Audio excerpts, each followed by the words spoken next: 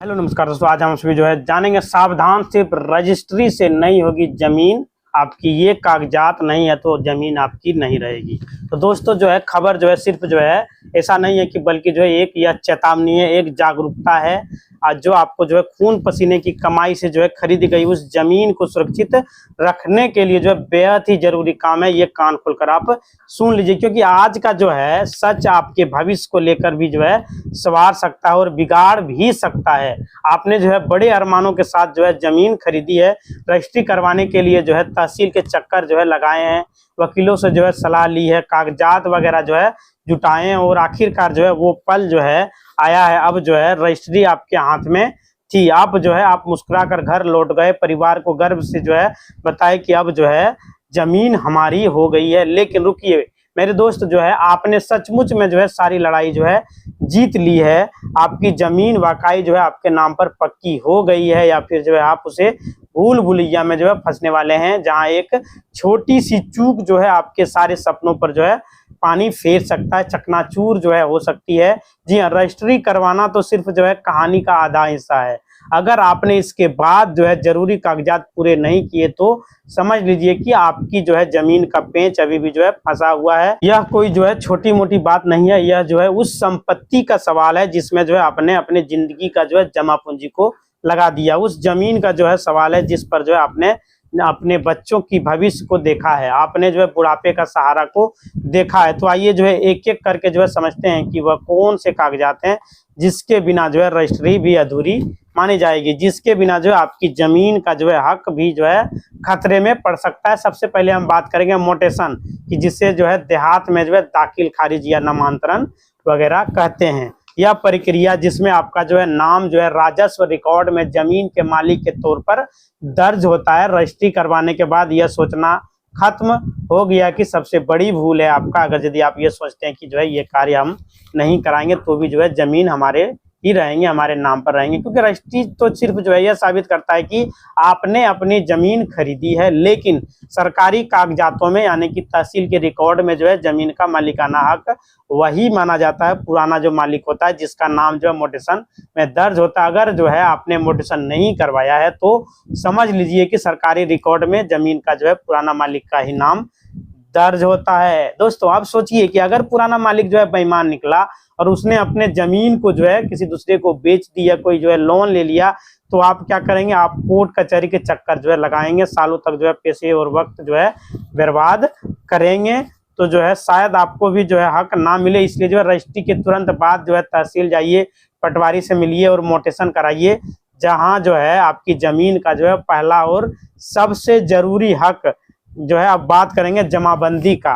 तो डॉक्यूमेंट बताता है कि किसी जमीन का असली मालिक कौन है, यानी कि जमाबंदी में जमीन का नंबर, क्षेत्रफल और मालिकाना हक नाम वगैरह दिया रहता है। मोटेशन के बाद आपको यह चेक करना है कि आपका नाम पर जमाबंदी दर्ज हुआ है या नहीं, क्योंकि बिना इसके आपका हक के पूरी तरह से पक्का नहीं माना जाता है। कई बार ऐसा होता है कि मोटेशन तो हो जाता है लेकिन जमाबंदी में अपडेट होने में समय लगता है, या फिर कुछ जगहों पर गलतियों की वजह से आपका नाम सही से दर्ज नहीं हो पाता। तो ऐसी स्थिति में आपको जमीन पर विवाद खड़ा हो सकता है। इसलिए जमाबंदी की प्रति निकालें और हर बार चेक करें कि जानकारी सही है या नहीं है। यह डॉक्यूमेंट आपकी जमीन की सच्चाई का सबसे बड़ा सबूत है। अगर आपने जमीन खरीदने के लिए बैंक से लोन लिया है तो मामले और पेचीदा हो जाता है। लोन की स्थिति में बैंक जमीन के कागजात अपने पास रखता है, और जब तक आप लोन नहीं करते हैं, नो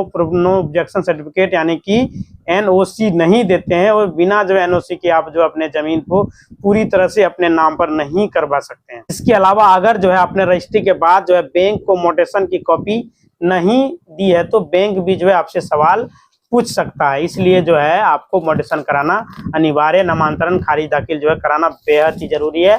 यह कंप्लीट कर लीजिएगा। कई बार बैंक और तहसील के बीच में कागजात की कमी की वजह से आपकी जमीन का मामला अटक सकता है। इसलिए लोन से जमीन खरीदने वालों को बैंक और तहसील दोनों जगह पर डॉक्यूमेंट हमेशा पक्के रखने चाहिए।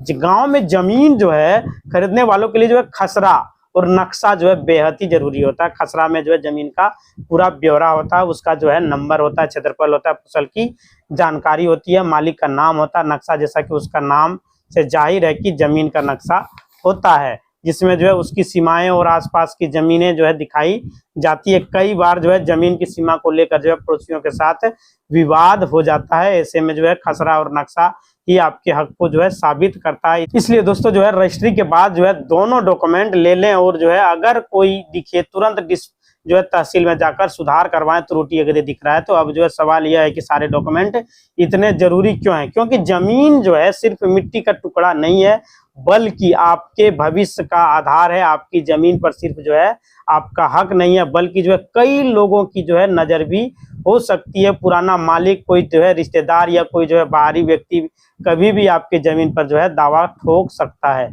अगर आपके पास सारे डॉक्यूमेंट पक्के हैं तो कोर्ट में आप जाकर जो है कमजोर पड़ सकते हैं। यदि डॉक्यूमेंट नहीं होगा तो सिर्फ जो है इतना ही नहीं कि अगर आपके जमीन पर कोई सरकारी योजना आती है, जैसे सड़क वगैरह जो है बनना या फिर जो है वहां पर नाला वगैरह बनना या कोई प्रोजेक्ट शुरू होता है, तो मुआवजा उसी को मिलता है जिसके नाम पर सरकारी रिकॉर्ड में दर्ज रहता है, जिसका जमाबंदी कायम रहता है। अगर आपका नाम जो है नहीं है तो आपको जो है मुआवजा से वंचित रहना पड़ सकता है। इसके लिए जो है अलावा जो है अगर आप जो है अपनी जमीन को बेचना चाहते हैं तो बिना जो है डॉक्यूमेंट के कोई भी जमीन खरीदार आपको नहीं मिलेगा, आपसे डील नहीं करेगा।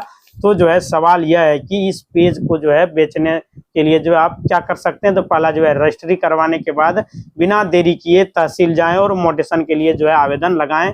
इसके लिए आपको रजिस्ट्री की कॉपी जो है, पहचान पत्र, कुछ जो है दूसरे डॉक्यूमेंट भी वहाँ पे जमा करने होंगे। पटवारी और तहसीलदार से मिलें और सुनिश्चित करें कि आपका नाम जो है राजस्व रिकॉर्ड में दर्ज हो गया है। दूसरा जो है मोटेशन के बाद जो है जमाबंदी की कॉपी निकालें। आजकल जो है कई राइट्स जो है स्टेट्स में जो है ऑनलाइन भी उपलब्ध है। आपको जो है नाम सही से दर्ज नहीं है तो जो है तुरंत जो है सुधार करवाइए। तीसरा, खसरा और नक्शा की कॉपी आप जरूर लें। यह डॉक्यूमेंट आपकी जमीन की सीमाओं और मालिकाना हक को जो है साफ करता है। चौथा, जो अगर लोन लिया है तो बैंक को मोटेशन और जमाबंदी की कॉपी जरूर दें। साथ ही साथ लोन चुकाने के बाद एनओसी लेना ना भूलें। पांचवा, अगर आपको डॉक्यूमेंट की प्रक्रिया समझ में नहीं आ रही है तो जो है किसी अच्छे वकील की जो है सलाह ले सकते हैं, आपको सही रास्ता वो लोग दिखाते हैं। तो सुनिए, जमीन खरीदना एक जो है लेन देन नहीं है, बल्कि जो है एक जिम्मेदारी हो जाती है जिसका जो है आपको पालन करना होता है।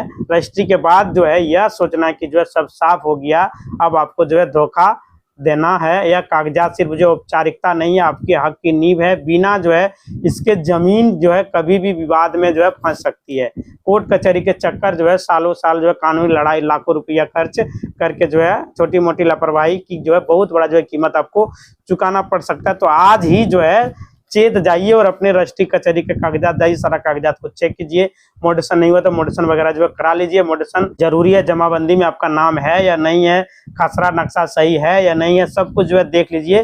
तहसील के चक्कर लगाने पड़ेंगे तो लगाइए, और क्योंकि जमीन सिर्फ जो है मिट्टी का टुकड़ा नहीं है, उसको आप सही कीजिए। में जो है भविष्य का आधार होता है, इसे यूं ही जो है जोखिम में मत डालिए।